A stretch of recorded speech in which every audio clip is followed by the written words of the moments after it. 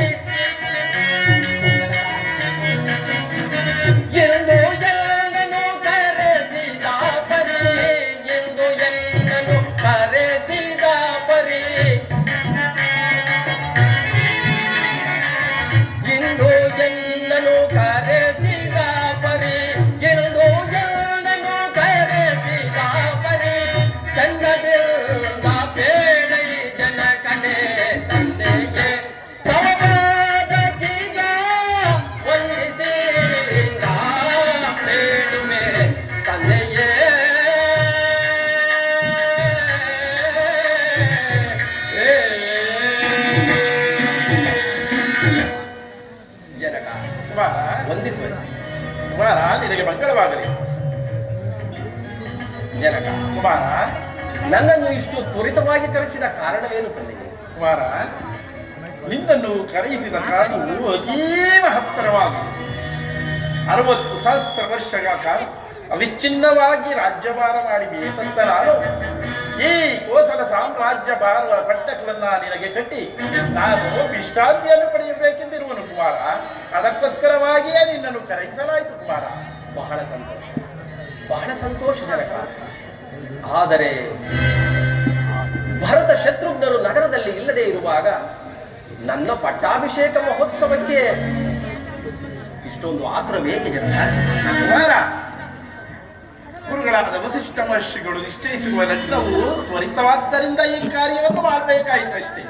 ಭರತ ಶತ್ರುಘ್ನರನ್ನು ಬಿಟ್ಟು ಮಾಡಬೇಕೆಂದ ಅವರಿಗೂ ವಿಚಾರವನ್ನು ತಿಳಿಸಿರುವೆನು. ಸಕಾಲಕ್ಕೆ ಬರುವಾಗ ನಿರೀಕ್ಷೆ ಇದೆ. ನೀನು ಚಿಂತಿಸಬೇಡ. ಗುರುಗಳ ಅನುಮತಿಯನ್ನು ಪಡೆದು ಮುಂದಿನ ಕಾರ್ಯದಲ್ಲಿ ಮಗ್ನನಾಗು ಕುಮಾರ. ತಮ್ಮ ಆಜ್ಞೆಯಂತಾಗಲಿ.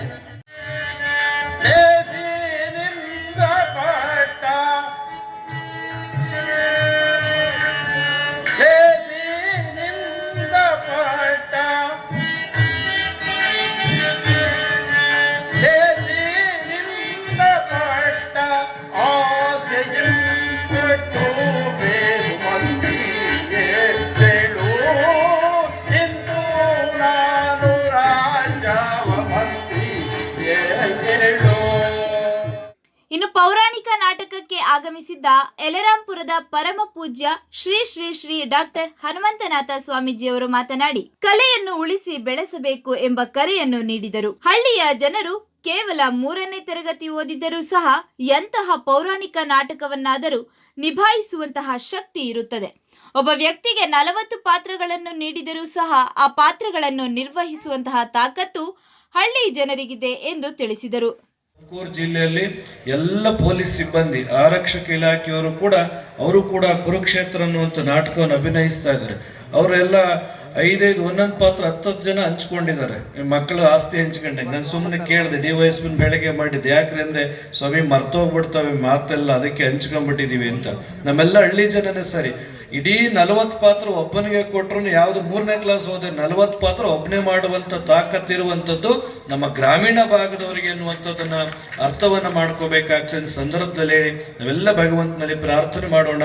ಈ ಭಾಗದಲ್ಲಿ ಒಳ್ಳೆ ಮಳೆ ಆಗ್ಲಿ, ಬೆಳೆ ಆಗ್ಲಿ, ಎಲ್ಲ ಕೆರೆ ಕಟ್ಟೆಗಳು ತುಂಬಲಿ, ಎಲ್ಲ ರೈತರ ಬದುಕು ಹಸನಾಗ್ಲಿ ಅಂತೇಳಿ ಭಗವಂತನಲ್ಲಿ ಪ್ರಾರ್ಥನೆ ಮಾಡಿ